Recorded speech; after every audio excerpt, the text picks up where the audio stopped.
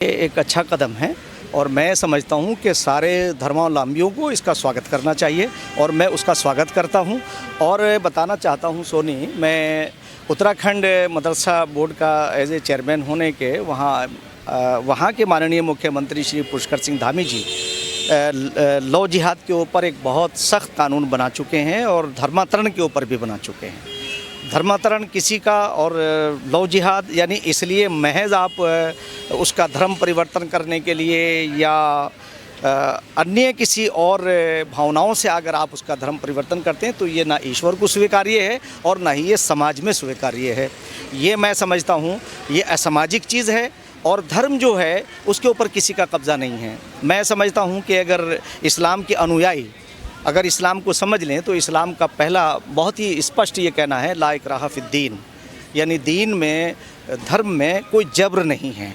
तो जब ईश्वर नहीं चाहता है और ईश्वर अल्लाह खुदा गॉड वो हमारा मालिक जो है वो ये चाहता है कि तुम अपने जो तुम्हारे हमसाए हैं, पड़ोसी हैं, तुम्हारे छोटे और बड़े हैं, जो तुम्हारा परिवार है या एक जो देश के लोग हैं उनके बारे में उनके लिए आपकी भावनाएं अच्छी होनी चाहिए। जैसे हमारे माननीय मुख्यमंत्री पुष्कर सिंह धामी जी, हम उत्तराखंड राज्य की अगर बात करें तो एक उनका एक मानव प्रेम सामने आता है और आज एज ए एक शासक के बगैर किसी भेदभाव के वो कार्य कर रहे हैं। मैं अगर ये इस वक्त ये उल्लेख करूँगा कि मदरसों में हमारे पढ़ने वाले बच्चे जो गरीब घरों से ताल्लुक़ रखते हैं, आदरणीय प्रधानमंत्री श्री नरेंद्र मोदी जी ने का जो विज़न है कि मुसलमानों के एक हाथ में कुरान दूसरे हाथ में कंप्यूटर, मैं समझता हूँ कि अगर मुस्लिम्स या सारे और अन्य समुदाय भी अगर एजुकेशन पे ध्यान देंगे तो आधी समस्याएं तो उनकी हल हो जाएंगी। सर, जो ये कुछ विपक्षी समर्थक हैं उनका ऐसा कहना है कि ये जो नया कानून आया ये केवल मुस्लिम युवाओं के लिए है, क्या कहेंगे आप इस पे? केवल मुस्लिम युवाओं के लिए? दरअसल वो हर जगह जो है वोट बैंक की राजनीति करते हैं। उन्होंने 60 साल के अंदर तुष्टीकरण ही किया, जिसे तुष्टीकरण कहते हैं, यानी उन्हें खुश करने का प्रयास किया, दूसरा कोई काम उन्होंने नहीं किया। अगर वो सच्चे हैं और मुस्लिम युवाओं के हितैषी हैं तो वो उनके लिए एजुकेशन के लिए काम करते, वो उनके रोज़गार के लिए काम करते। मैं आज ये बात कह सकता हूँ कि माननीय प्रधानमंत्री श्री नरेंद्र मोदी जी जब से देश के प्रधानमंत्री बने हैं, बगैर किसी भेदभाव के हर स्टेट के अंदर उन्होंने ये नहीं देखा कि इसका धर्म क्या है, इसकी जाति क्या है, उन सबके कल्याण के लिए काम किया है। सबका साथ, सबका विकास, सबका विश्वास, सबका प्रयास। और मुसलमानों को बगैर किसी भेदभाव के जो गरीब हैं, पात्र हैं, उन्हें सारी सुविधाएं मिली हैं।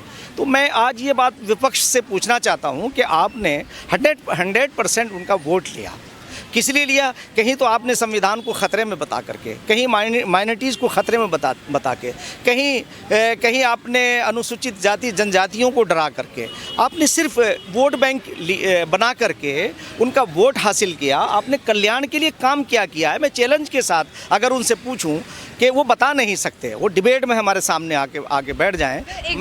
मैं इस उस पर एक बात और कहना चाहूँगा कि माननीय प्रधानमंत्री के नेतृत्व में और हमारे जितने भी मुख्यमंत्री हैं उन सब के नेतृत्व में जहाँ जहाँ सरकारें चल रही हैं, मैं चैलेंज के साथ ये बात कह सकता हूँ कि किसी जगह भी कहीं कोई भेदभाव नहीं हुआ। अभी हमारे यहाँ उत्तराखंड में जो बड़ा एक हमारे कांवड़िए वहाँ जाते हैं, करोड़ों की तादाद में जाते हैं, हमारी सरकार ने आज हमारे माननीय मुख्यमंत्री श्री पुष्कर सिंह धामी जी ने उनके फूल की वर्षा करके उनका स्वागत किया। तो ये हम सबका दायित्व बन जाता है, हम सबका कर्तव्य बन जाता है कि हम अच्छे काम करें। और अगर विपक्ष जो है ये वर्गलाना छोड़ दे और मुसलमानों के कल्याण की बात करें तो मैं दावे के साथ कह सकता हूं जो मेन स्ट्रीम से 60 साल में कांग्रेस ने मुसलमानों को मेन स्ट्रीम से काटा है, आज वो मेन स्ट्रीम की तरफ बढ़ रहा है।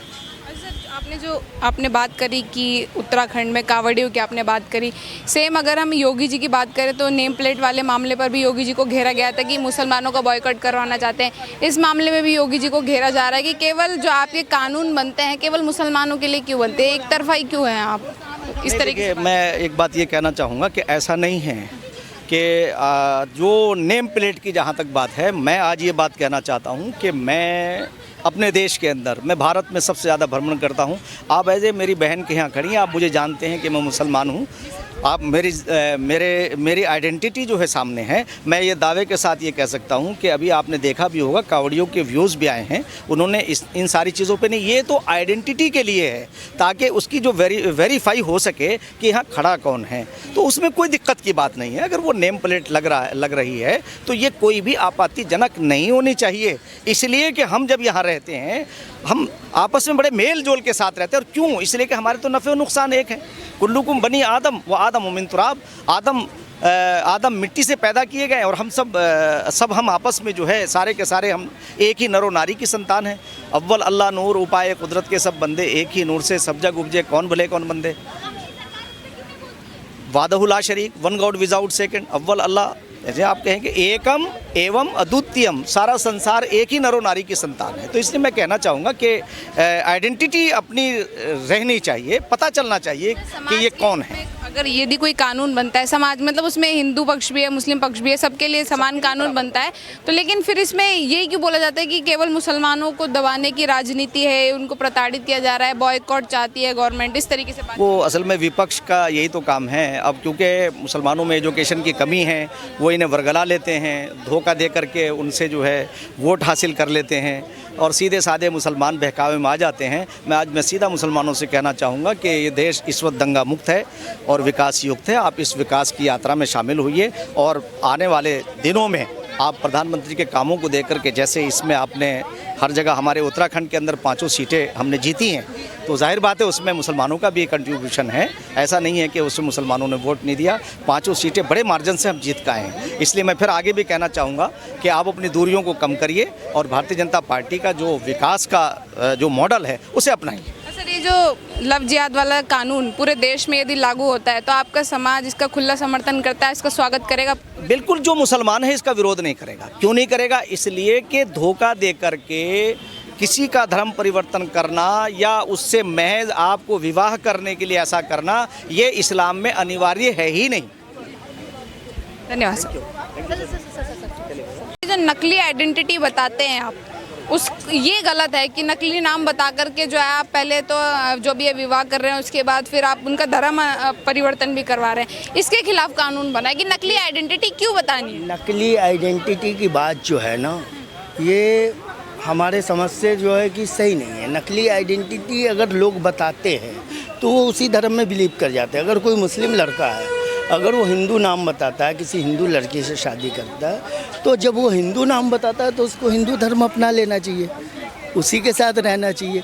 तो अगर वो बीच में कोई गलती करता है तो समाज में कानून में प्रावधान है ना, सरकार उसको सज़ा देती है, दंडित करती है।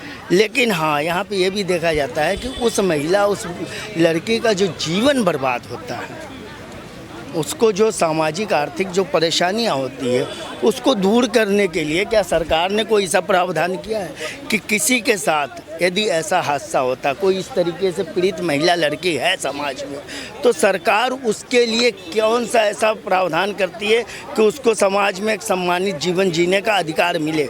सरकार उसको कोई मुआवजा देती है, सरकार उसको कोई नौकरी देती है, सरकार उसका कोई घर बसाने का कोई कार्य न्याय तो कर रही है ना यहाँ पे। जो गलत कर रहा है उसको उम्र कैद की सजा हो तो रही है, न्याय तो मिल रहा है ना। हो गया, लेकिन उस लड़की का जिसका जीवन बर्बाद हुआ उसका क्या होगा? जिस लड़की की हत्या हो गई उसके परिवारों का क्या हो गया? या जिस लड़के की हत्या हो गई या जिस लड़के का जीवन बर्बाद हो गया, उसके लिए भी तो सरकार को कोई प्रावधान रखना चाहिए कि इनको मुआवजा दिया जाए, इनको जीवन यापन करने के लिए सही इनको जो है कि सम्मान दिया जाए।